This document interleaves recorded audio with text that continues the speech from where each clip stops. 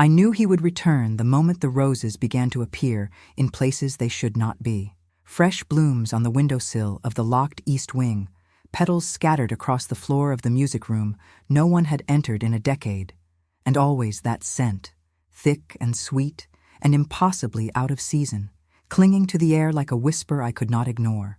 The dead do not rest easily at Ashcroft Manor, and I had learned long ago that some secrets refuse to stay buried. I had been governess to the Ashcroft children for 12 years, arriving as a young woman of 19 with little more than a worn trunk and a letter of recommendation from a vicar who pitied my circumstances.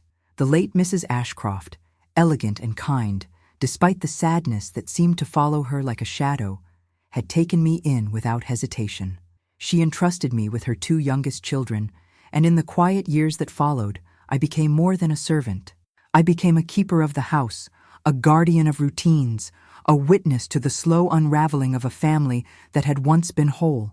But I was always careful to remain invisible, as women in my position must be. I knew my place. I knew the distance I must keep. And then Adrian left. He had been 22, the eldest son, restless and burning, with a need to escape the weight of expectation that pressed down on him like the stone walls of the manor itself. I remember the morning he departed, the fog rolling in from the moors, the sound of the carriage wheels on gravel cutting through the silence. He had looked back once, just before he climbed inside, and our eyes met across the courtyard. I had been standing at the kitchen entrance, my hands twisted in my apron, my heart beating so hard I thought it might break through my ribs. He said nothing. I said nothing. But in that look, there was everything we could never speak aloud. He went to sea. He became a naval officer, then a commander. Letters arrived sporadically, addressed to his father, filled with descriptions of distant ports and battles I could scarcely imagine. I read them when the old Earl left them on his desk, hungry for any trace of the man who had looked at me as though I mattered. And then, 6 months after Adrian's departure, Mrs. Ashcroft died. It was sudden. She had complained of headaches, of sleeplessness, of a persistent chill she could not shake. The doctor called it a fever, then a weakness of the heart, then finally he simply shook his head and said that some illnesses have no name. She was buried in the family plot on a gray October morning, and the house fell into a silence so deep it felt like drowning. The Earl retreated into his study. The children grew quieter, and I continued my work, because that is what women like me do. We endure. But the roses started 3 days after her death. I found the first one on her dressing table, perfect and white, though the gardens had long since withered in the autumn cold. I thought perhaps a servant had brought it in as a tribute, but when I asked, no one claimed it. Then there were more. In her sitting room, on the stairs leading to her bedchamber. Once, I woke in the night to the sound of footsteps in the corridor outside my small room, slow and deliberate, and when I opened the door, there was nothing but a single petal on the floor, and that scent, overwhelming and impossible. I told no one. What could I say? That I believed the late Mrs.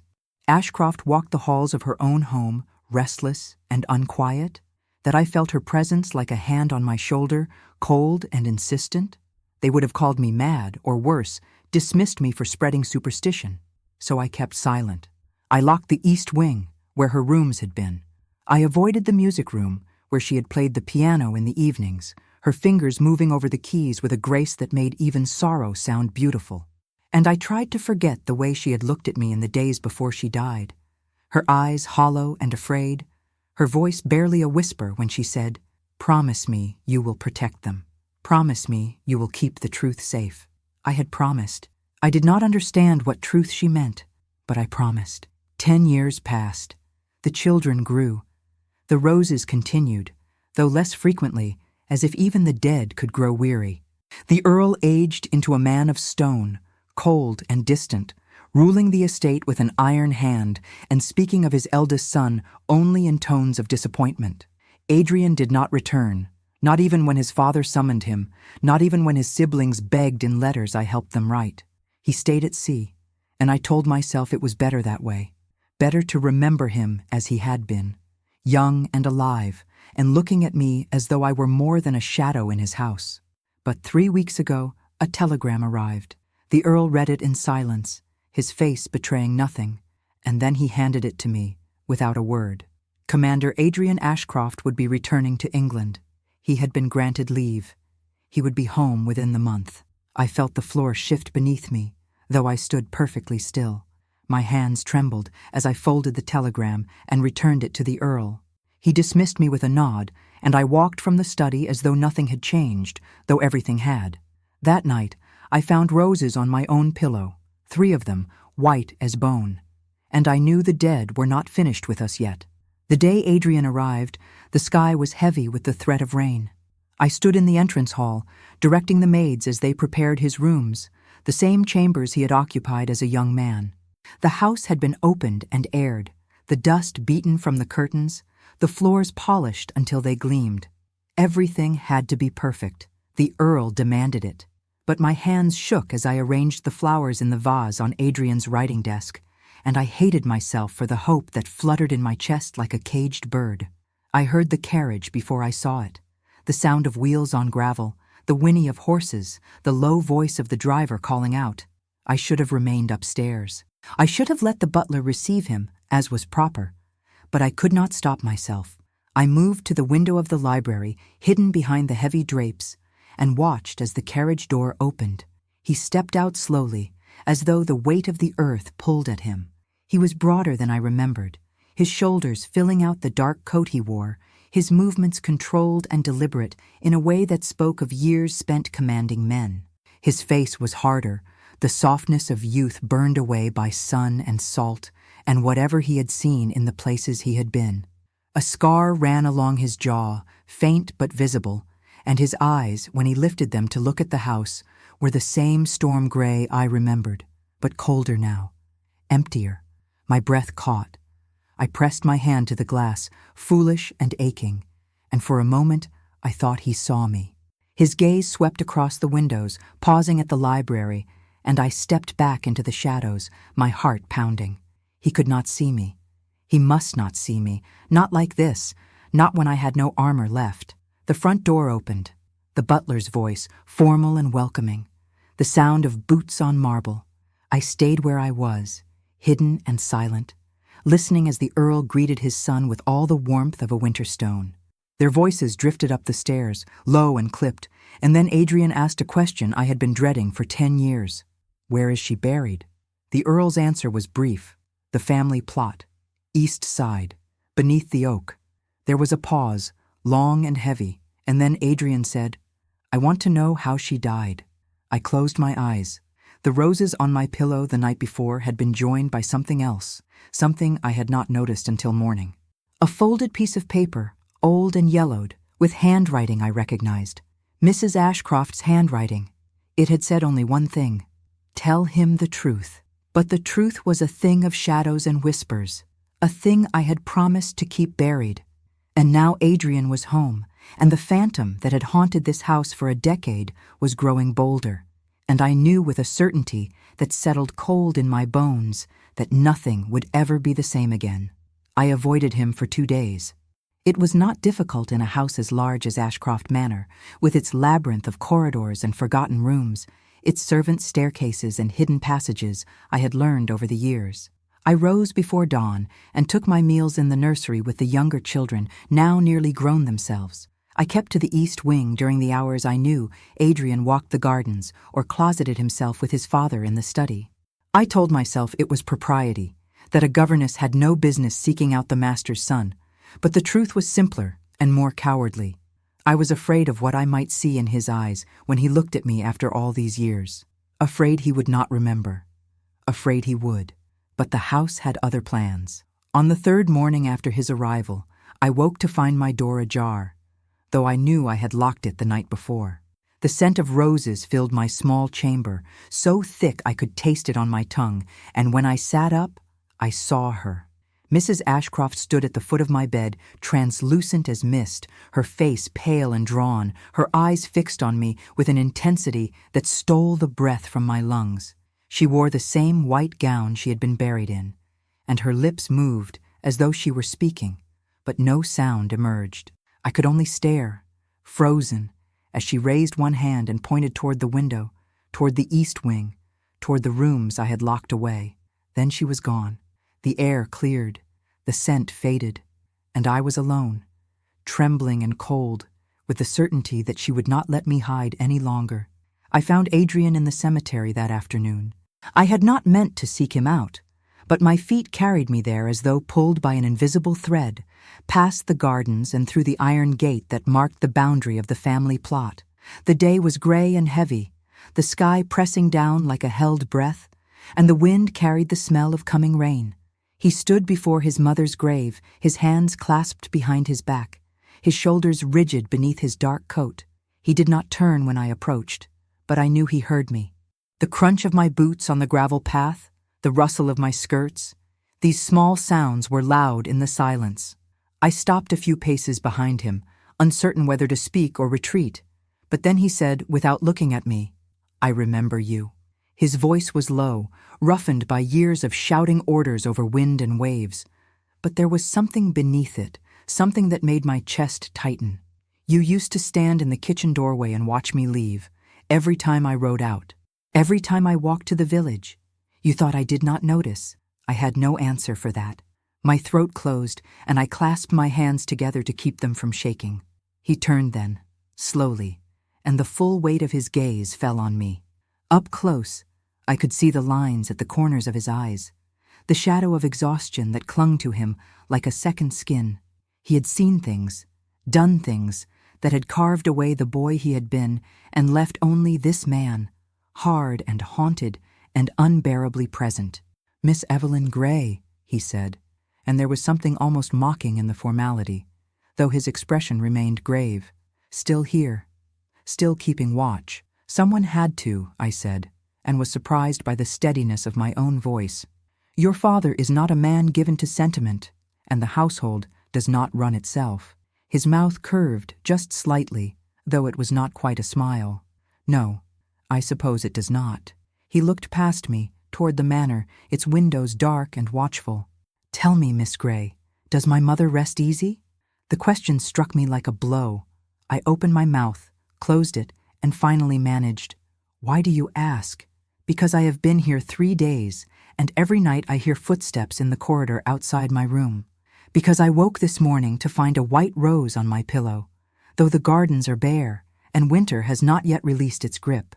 Because you look at me as though you are afraid, and you were never afraid of anything."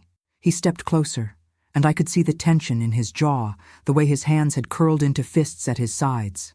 "Something is wrong in this house. I felt it the moment I arrived, and I think you know what it is." I wanted to lie.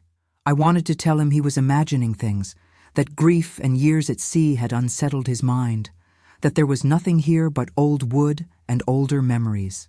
But I had never been able to lie to him, not even when we were young, not even when silence would have been safer. So I looked him in the eye and said, "She will not rest until the truth is known." He went very still. "What truth?" I shook my head. "I do not know all of it, only that she made me promise in the days before she died to protect the children and keep the secret. But she never told me what the secret was. She never had the chance." The wind picked up, scattering leaves across the graves, and for a long moment Adrian said nothing. Then he turned back to the headstone, his hand reaching out to brush away the moss that had begun to creep over his mother's name. "The doctor said it was her heart. My father wrote to me at sea and said she had been unwell for weeks, that she refused treatment, that she simply faded." He paused, his fingers tracing the carved letters, but she was not the sort of woman to fade. She was strong. She was careful. And 6 months before she died, she wrote to me. One letter, hidden among the others my father sent. She said she feared for her life. My blood turned to ice. "You never mentioned this." I thought she was being dramatic. I thought she was lonely, that my departure had unsettled her. I wrote back, tried to reassure her, but she never replied. And then she was dead. His voice cracked, just slightly, and he turned away from the grave, his eyes meeting mine with a desperation I had never seen in him before. I failed her. I was halfway across the world, chasing glory and running from responsibility, and she died alone and afraid. So yes, Miss Grey, I want to know the truth. I need to know. I should have stepped back. I should have maintained the distance that propriety demanded. But instead I moved closer, close enough that I could see the scar on his jaw more clearly, close enough that I could feel the heat radiating from him despite the cold. "I will help you," I said quietly. "Whatever it takes. I owe her that much." He studied me for a long moment, and something shifted in his expression, something that made my pulse quicken. "Why? You owe her your position, perhaps, your livelihood. But this could be dangerous. If she truly was afraid, if there is something my father or someone else wished to keep hidden, you could lose everything." "I have already lost everything that mattered," I said. And the words were out before I could stop them, raw and honest and foolish. "Your mother was kind to me when no one else was. She saw me as more than a servant, more than a burden. And you, I could not say the rest. Could not tell him that I had spent 10 years remembering the way he looked at me, that I had kept his image like a talisman against the loneliness that had threatened to consume me. So I simply said, 'I will help you because it is right, because she deserves justice.'"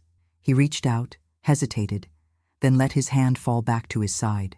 "Thank you," he said, and his voice was rough with emotion. I had forgotten what it was like to have an ally. That night, I could not sleep. I lay in my narrow bed, staring at the ceiling, listening to the familiar sounds of the house settling around me. The creak of floorboards, the rattle of windows in their frames, the distant chime of the clock in the hall. But beneath it all, I heard something else. Footsteps. Slow and deliberate, moving along the corridor outside my room. I sat up, my heart pounding, and watched as the door, which I had locked again, swung open on silent hinges. Mrs. Ashcroft stood in the doorway. She was clearer now, more solid, though still touched by that strange translucence that marked her as something not quite of this world. Her eyes were dark and pleading, and she lifted one hand, beckoning me to follow. I should have been terrified. Perhaps I was. But I also felt a strange calm settle over me, a sense that this was inevitable, that I had been moving toward this moment since the day she died. I rose, pulled my shawl around my shoulders, and followed her into the corridor. She moved without sound, her feet not quite touching the floor, and I trailed behind her like a child following a ghost story. She led me through the house, down the main staircase, past the library and the drawing room, and finally to the locked door of the east wing. There she stopped, turned to face me, and pointed at the door. Her lips moved again, shaping words I could not hear, but I understood. The truth was behind that door. The answers Adrian sought, the reason she could not rest, all of it waited in the rooms I had sealed away. I had the key. I had always had the key, kept on a ribbon around my neck, hidden beneath my dress. I pulled it out now, my hands shaking, and fitted it into the lock. The door opened with a groan, releasing a rush of stale air and that ever-present scent of roses. Mrs. Ashcroft drifted past me into the darkness, and I followed, though every instinct screamed at me to run. Her sitting room was exactly as she had left it, the furniture draped in white sheets, the curtains drawn, the air thick with dust and memory. But there, on the writing desk by the window, was something I had never noticed before. A small wooden box, inlaid with mother-of-pearl, half hidden beneath a stack of old letters. Mrs. Ashcroft stood beside it, her hand hovering over the lid, and then she looked at me one last time before fading into nothing. I crossed the room, my footsteps loud in the silence, and opened the box. Inside were letters, dozens of them, tied with black ribbon. I lifted them carefully, brought them closer to the candle I had lit, and began to read. They were addressed to Mrs. Ashcroft, written in a hand I did not recognize, and as I read, the truth began to unfold like a poison flower. Threats, blackmail, references to a scandal that would destroy the Ashcroft name if revealed. And beneath the letters, a journal filled with Mrs. Ashcroft's own writing, her fear and desperation bleeding through every line. She had been murdered, slowly, carefully, poisoned over weeks until her body could no longer fight. And the person responsible was someone she had trusted, someone who walked these halls even now. I heard footsteps behind me and spun around, my heart in my throat. Adrian stood in the doorway, fully dressed despite the late hour, his eyes fixed on the letters in my hands. "I heard you leave your room," he said quietly. I followed. He stepped into the room, his gaze sweeping over the shrouded furniture, the dust, the evidence of years of neglect. "What have you found?" I handed him the letters without a word. He read them in silence, his face growing harder with each page, and when he finished, he looked at me with a fury so cold it made me shiver. "My father," he said, his voice barely above a whisper. It was my father, and in the corner of the room, just beyond the candlelight, I saw her again. Mrs. Ashcroft, watching us with eyes full of sorrow, and something that might have been relief. She had brought us here. She had shown us the truth, and now the real work would begin. We could not confront the Earl. Not yet. Not without more evidence than letters written in a hand we could not identify, and a journal that spoke of fear but named no names directly.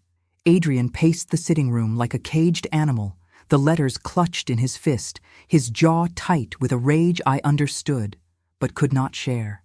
I had learned long ago that anger was a luxury women in my position could not afford. Instead, I forced myself to think, to plan, to see the path forward through the fog of revelation and grief. "We need to find out who wrote these letters," I said quietly, watching him from where I stood beside the writing desk. "Your mother mentions a man she calls only by an initial. R. If we can discover who R was, we may have our proof." Adrian stopped pacing and turned to face me, his eyes burning in the candlelight.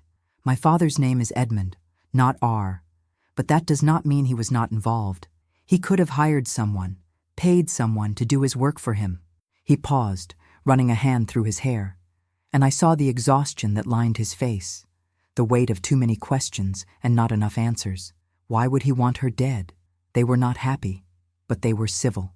There was no scandal I knew of, no reason for him to risk everything. I hesitated, then said what I had been thinking since I first read the journal. The scandal may not have been hers, it may have been his. Adrian went still. "Explain." "In the journal, your mother writes that she discovered something that could destroy the family name. She does not say what, but she mentions that she confronted someone, that she demanded it stop." I moved closer to him, lowering my voice though we were alone. "What if your father was involved in something illegal, something that would have ruined him if exposed? And what if your mother threatened to reveal it?"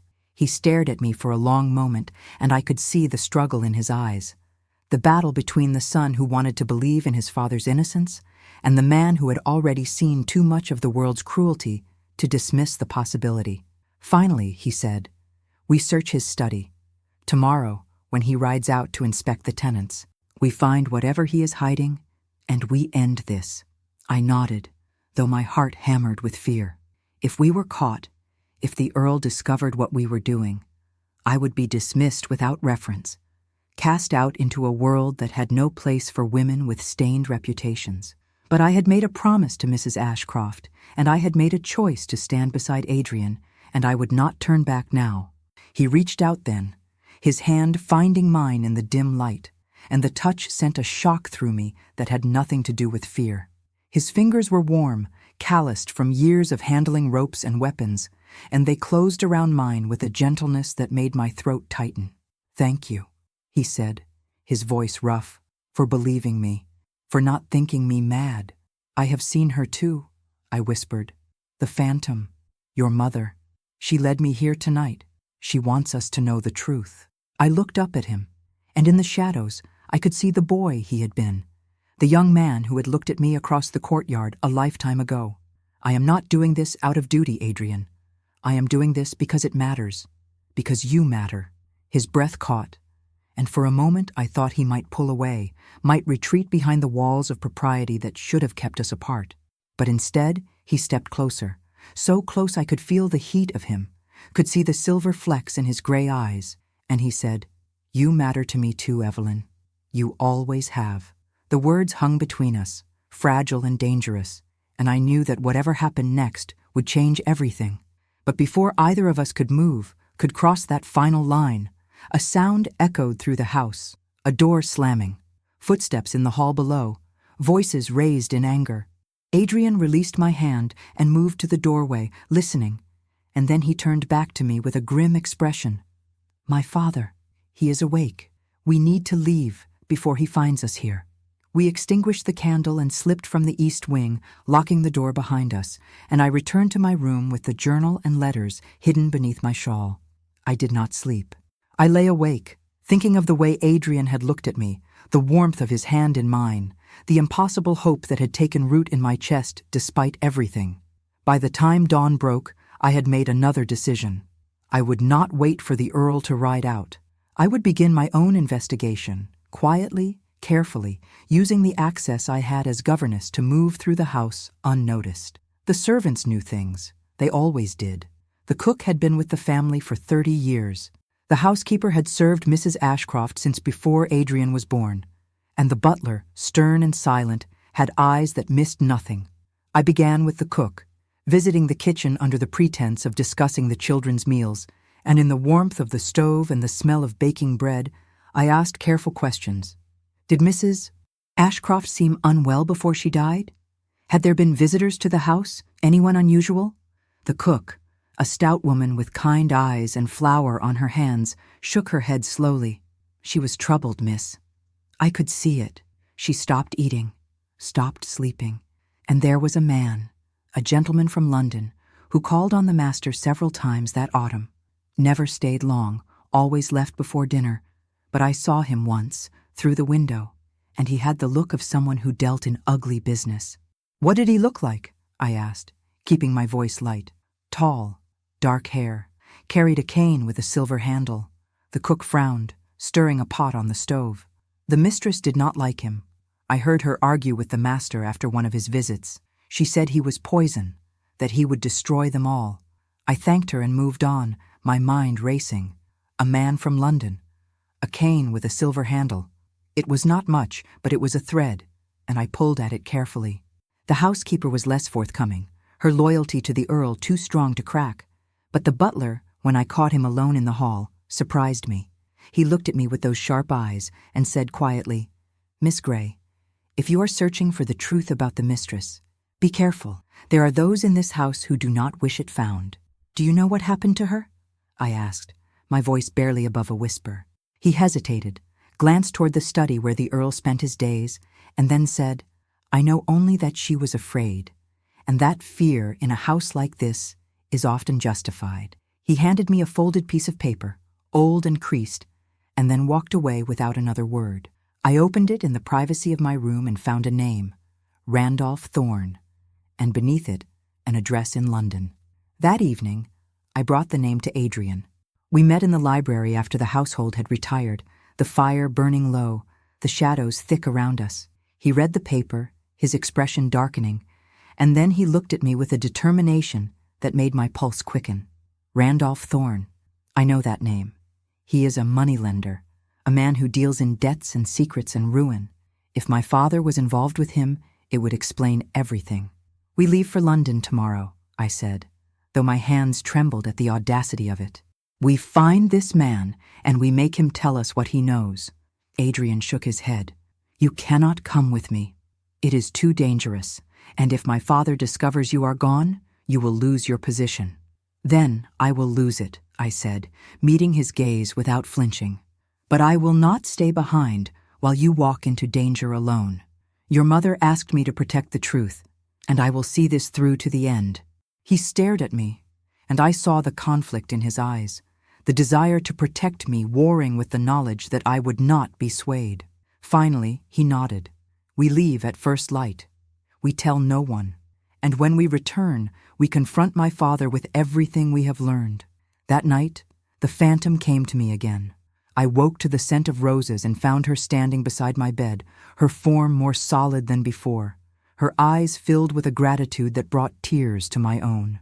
She reached out, her hand hovering over my cheek, and though I felt no touch, I felt her blessing, her approval, her desperate hope that we would succeed where she had failed.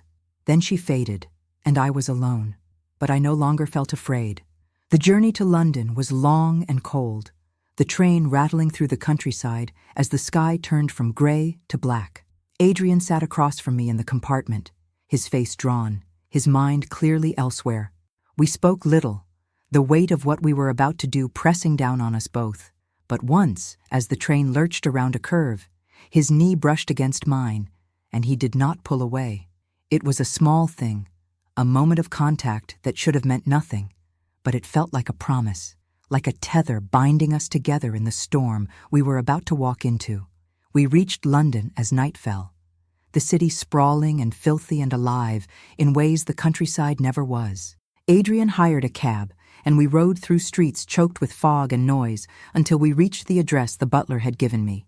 It was a narrow building wedged between a pawn shop and a tavern, its windows dark, its door unmarked. Adrian helped me from the cab, his hand lingering on mine, and then we climbed the steps and knocked. The door opened to reveal a man who matched the cook's description. Tall, dark-haired, with eyes like chips of ice and a silver-handled cane in one hand. He looked at Adrian, then at me, and a slow smile spread across his face. "Commander Ashcroft," he said, his voice smooth and cold. "I wondered when you would come. And you have brought a companion. How charming." Adrian stepped forward, his voice hard. "You knew my mother. You visited my father. I want to know why." Randolph Thorne laughed, a sound like breaking glass. "Your mother was a meddlesome woman, Commander. She discovered your father's debts, his investments in certain ventures that polite society would frown upon. She threatened to expose him, to ruin him, unless he stopped, and so your father came to me for a solution." He gestured with his cane, his smile never wavering. I provided one. Adrian's hand moved to his side, where I knew he carried a pistol, but I stepped forward, placing myself between them. "You poisoned her," I said, my voice steady despite the terror clawing at my chest. "You killed her to protect the Earl's secrets." Thorne's smile faded. "Prove it," he said softly. "Prove any of it. Your mother is dead. The letters can be dismissed as forgeries, and your father will deny everything. You have nothing, Miss Grey, but suspicions and the word of a ghost." "But we do have something," Adrian said, and he pulled from his coat a letter I had not seen before, a letter bearing the Earl's seal and Thorne's signature, a contract, an agreement, proof that they had conspired together. Thorne's face went pale, and I knew we had won. The truth, at last, was ours. We returned to Ashcroft Manor under cover of darkness, the contract hidden in Adrian's coat, the weight of what we had discovered pressing down on us like the storm clouds gathering overhead. The train journey back had been silent, both of us lost in our own thoughts. But as the cab pulled up to the gates of the estate, Adrian reached across the space between us and took my hand. "We end this tonight," he said, his voice low and fierce. "No more secrets. No more lies." I nodded, though fear coiled tight in my chest. The Earl was a powerful man, a man accustomed to control, to bending the world to his will. Confronting him with evidence of his crime would be dangerous, perhaps even deadly. But we had come too far to turn back now. Adrian helped me from the cab, his hand lingering at my waist, and together we walked through the front door and into the lion's den. The house was dark, save for the light burning in the study.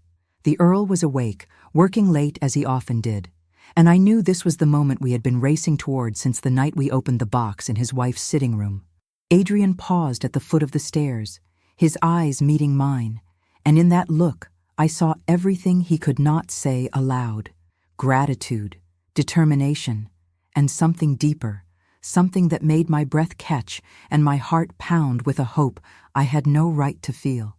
"Stay behind me," he said quietly. "If this goes badly, I need you safe." I shook my head. "We do this together, or not at all." He smiled then, just a ghost of the expression, and it transformed his face, softening the hard lines that years at sea had carved into him. "You are the most stubborn woman I have ever known, Evelyn Grey, and I would not have you any other way." We crossed the hall, and Adrian pushed open the study door without knocking. The Earl looked up from his desk, his expression shifting from surprise to irritation as he took in the sight of his son, travel-worn and grim, with the governess standing at his side. "Adrian," he said, his voice cold and clipped, "I did not expect you back so soon. And Miss Grey, this is highly irregular. You should be in the nursery, not wandering the house at this hour." Adrian stepped forward, pulling the contract from his coat and placing it on the desk with a deliberate care that made the Earl's eyes narrow. "I know what you did," he said, each word precise and cutting. I know about Randolph Thorne. I know about the debts, the investments, the things you were involved in that Mother discovered. And I know that when she threatened to expose you, you had her killed." The color drained from the Earl's face, but he recovered quickly, his expression hardening into something like stone. "That is a serious accusation, Commander, one you cannot possibly prove. Your mother died of natural causes. The doctor certified it himself." "A doctor you paid," I said, stepping forward despite the fear that threatened to choke me. "A doctor who knew better than to ask questions when a wealthy man's wife died conveniently. But we have proof now, my lord. We have the contract between you and Thorne. We have your wife's journal, detailing her fears and her discovery. And we have Thorne's confession." Adrian's hand moved to rest on the small of my back, a gesture of support that gave me strength. "We know you hired him to poison her," he said. "Slowly, over weeks, so it would appear natural. Arsenic, perhaps, or something equally subtle. And we know why. Because she would not stay silent. Because she loved her family more than she feared scandal, and you could not allow that." The Earl rose from his chair, his hands flat on the desk, his face twisted with a rage I had never seen before. "You know nothing," he hissed. "You were gone, playing at sailor while I held this family together. Your mother was weak, sentimental, willing to destroy everything our ancestors built over a matter of principle. I did what was necessary to protect the Ashcroft name." "So you admit it," Adrian said, his voice dangerously quiet. "You had her murdered." For a long moment the Earl said nothing. Then he laughed, a harsh, bitter sound that echoed through the study. "Admit it? To whom? You? A son who abandoned his duty?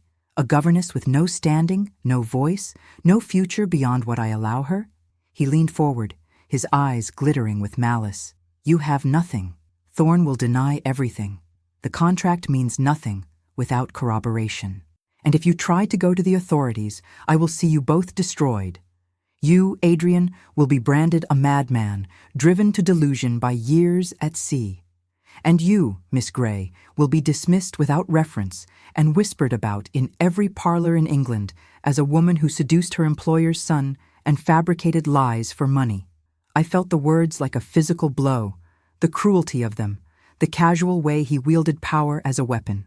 But before I could respond, before Adrian could move, the temperature in the room plummeted. The candles flickered and dimmed, and the scent of roses flooded the air, thick and overwhelming. The Earl stumbled back from his desk, his face going pale, and I saw her. Mrs. Ashcroft stood between us and the Earl, her form more solid than I had ever seen it, her white gown glowing faintly in the dim light. Her eyes were fixed on her husband, and the expression on her face was one of profound sorrow mixed with something harder, something that might have been justice. She raised one hand, pointing at him, and her lips moved, shaping words that suddenly I could hear, as clear as if she stood beside me in the flesh. "Edmund," she said, her voice soft and terrible, "you took my life. You took my trust. You took everything. And for what? Money? Pride? The preservation of a name you have already stained with blood?" The Earl backed against the wall, his hands shaking, his mouth opening and closing without sound. Adrian moved to my side, his arm sliding around my waist, anchoring me as we watched the scene unfold. I could feel his heart beating against my shoulder, could feel the tension in his body, but he did not interfere. This moment belonged to his mother. "You will confess," she continued, drifting closer to the Earl, her presence filling the room like a cold wind. "You will tell the truth, or I will haunt you every hour of every day until madness takes you. You will see me in every shadow, hear me in every silence, and you will know no peace until you face what you have done." The Earl collapsed to his knees, his face crumpling, and for the first time since I had known him, I saw him break. "I did not mean for it to go so far," he whispered, his voice raw. "Thorne said it would be painless, that she would simply sleep and not wake. I only wanted to stop her from ruining us. I never wanted her to suffer. But she did suffer," Adrian said, his voice hard and unforgiving. "She suffered every day of her final weeks, knowing someone she trusted was killing her, and she could do nothing to stop it. You destroyed her father, and now you will answer for it, Mrs. Ashcroft looked at her son, and the sorrow in her eyes softened into something like pride. She turned to me, and I felt the weight of her gaze, the gratitude and the release, and then she smiled. It was a small, sad smile, but it was real, and it told me everything I needed to know. Her work was done.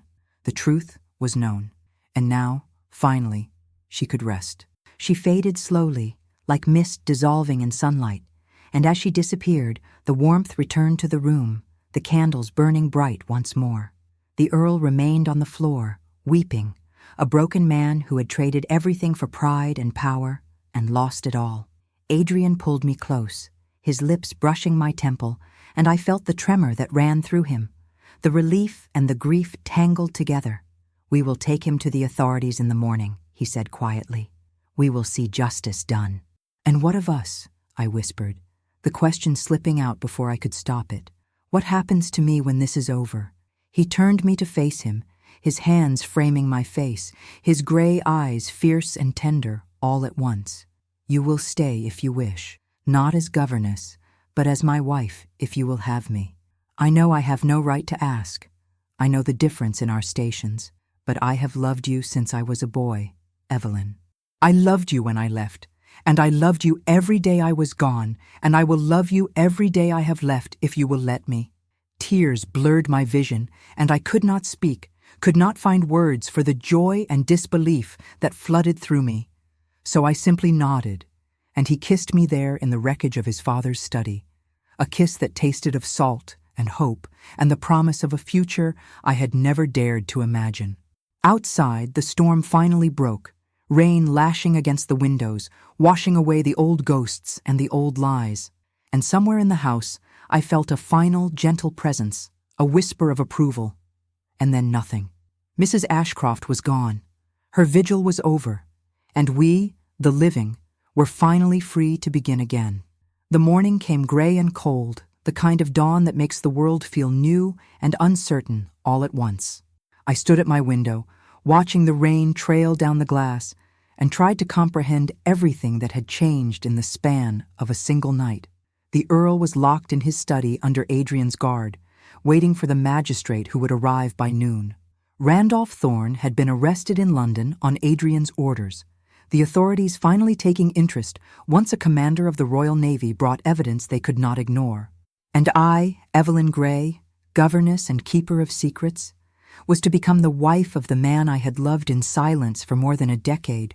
It felt like a dream, the kind that dissolves the moment you wake, leaving only the ache of loss. But when I touched my lips, I could still feel the ghost of his kiss, and when I looked at my hand, I could still see the place where he had held it, and I knew it was real. All of it was real. Adrian came for me as the clock struck 9. He looked exhausted, shadows beneath his eyes and tension in every line of his body, but when he saw me, something in his expression softened. "The magistrate will be here soon," he said quietly.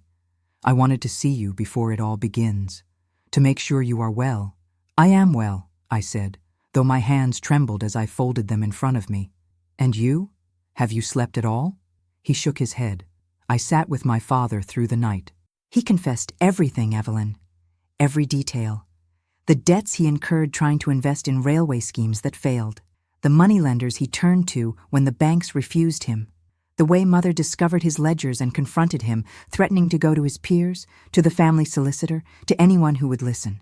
He rubbed a hand over his face, and I saw the weariness there, the grief of a son who had lost both parents, one to murder and one to his own darkness. He kept saying he had no choice, that she would not listen to reason, that she forced his hand. "But she did not force him to kill her," I said gently. "That choice was his alone." Adrian nodded, his jaw tight. "The magistrate will take him into custody. There will be a trial. The scandal will be enormous. The Ashcroft name will be dragged through every newspaper in England." He looked at me then, his gray eyes searching mine. "You can still walk away, Evelyn. I would not blame you. Marrying me now means tying yourself to this disaster, to a family stained by murder and lies. You deserve better." I crossed the room and took his hands in mine, feeling the strength in them, the calluses and scars that spoke of the life he had lived. "I have never wanted better," I said quietly. I have only ever wanted you. Whatever comes, we will face it together. He pulled me close, his arms wrapping around me, and for a long moment we simply stood there, holding each other as the world outside prepared to come crashing down. I felt his heart beating against my cheek, steady and strong, and I knew that no matter what the future held, I would not face it alone. The magistrate arrived with 2 constables, grim-faced men who looked at the grandeur of Ashcroft Manor with a mixture of awe and suspicion. Adrian presented them with the evidence: the contract bearing his father's seal and Thorne's signature, his mother's journal with its careful documentation of her fears, the testimony of the servants who had seen Thorne visit, who had heard the arguments, who had watched Mrs. Ashcroft fade day by day, and finally the Earl's own confession, written in his hand during the long night, a document that sealed his fate. The magistrate read it all in silence, his expression growing darker with each page, and when he finished, he looked at Adrian with something like pity. This is a grave matter, Commander Ashcroft. Your father will stand trial for murder. The evidence is compelling. I am sorry it has come to this. As am I, Adrian said quietly. But justice must be served, regardless of the cost. They took the Earl away in chains, a sight that would have been unthinkable mere days ago. He did not look at Adrian as he passed, did not look at me, his eyes fixed on some distant point as though he had already left this world behind.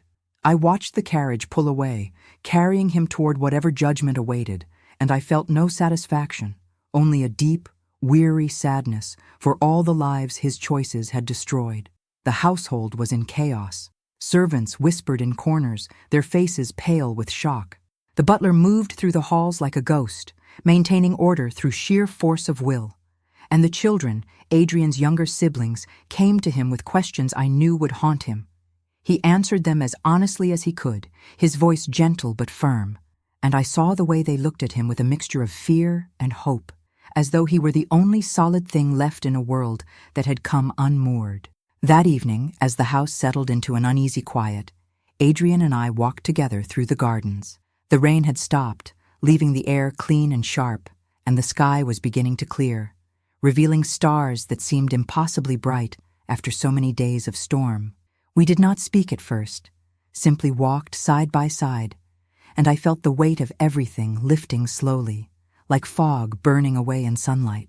"Do you think she's at peace now?" I asked finally, looking toward the family plot where Mrs. Ashcroft lay buried beneath the oak. "Do you think she knows we kept our promise?" Adrian followed my gaze, and I saw the softness in his expression. The grief and the release tangled together.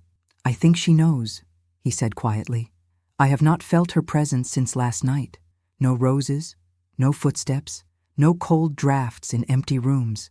She wanted the truth to be known, and now it is. Her work is done. And ours is just beginning," I said, feeling the truth of it settle in my chest. He stopped walking and turned to face me, his hands finding mine in the gathering dark.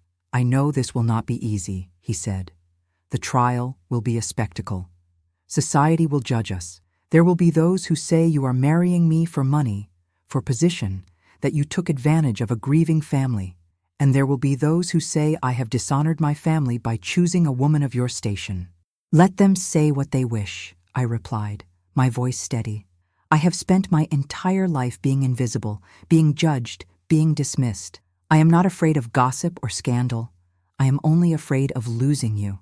"You will never lose me," he said, and there was a fierceness in his voice that made my heart swell.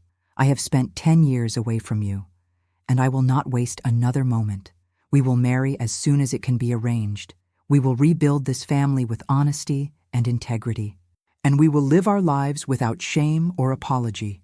I smiled then, feeling a joy I had not known I was capable of, and when he kissed me beneath the emerging stars, I felt the final pieces of my old life falling away, making room for the new one we would build together. The trial lasted 3 weeks. The courtroom was packed with spectators eager for scandal, and the newspapers printed every lurid detail. The Earl was found guilty of conspiracy to commit murder, and Randolph Thorne was sentenced to hang for the actual crime. The Ashcroft name was indeed dragged through the mud, whispered about in drawing rooms and gentlemen's clubs across the country. But Adrian bore it all with a dignity I had always known he possessed, and I stood beside him, no longer governess but betrothed, and weathered the storm. We married in the spring, in a small ceremony attended only by Adrian's siblings and a few loyal servants who had stayed with the family through everything. I wore a simple gown of ivory silk, and Adrian wore his naval uniform. And when he took my hand at the altar, I saw tears in his eyes that matched my own. The vicar spoke of redemption and new beginnings, and as we exchanged vows, I felt a warmth settle over me, gentle and approving, and I knew that Mrs. Ashcroft was there in spirit, giving her blessing to the union she had perhaps always hoped for. We did not leave Ashcroft Manor. Instead, we transformed it. We opened the east wing, filling it with light and air, turning the rooms where secrets had festered into spaces of warmth and life. We gathered Adrian's siblings close, creating a family bound not by duty, but by choice and love. And slowly, carefully, we rebuilt the reputation that had been shattered, not by hiding from the past, but by facing it with honesty and using it as a foundation for something better. There are still nights when I wake and think I smell roses, when I hear footsteps in the hall that have no source. But they do not frighten me anymore. I think they are simply echoes, memories of a woman who loved her family enough to cross the boundary between life and death to protect them. And I honor her memory by living the life she never got to see me live, by loving her son with all the passion and devotion I once kept hidden, by raising the next generation of Ashcrofts to value truth above appearance and courage above comfort. Adrian and I walk the gardens often, hand in hand, and sometimes we pause at the grave beneath the oak tree. I place fresh roses there when they bloom, white ones, and I whisper my thanks to the woman who saw me when I was invisible, who trusted me with her secrets, who brought me and her son together through her determination to see justice done. The phantom is gone, but her legacy remains, in the love Adrian and I share, in the family we are building, in the truth that set us all free. And as the years pass and the scandal fades into history, I know that we have honored her in the only way that truly matters. We have lived, we have loved, and we have refused to let darkness win.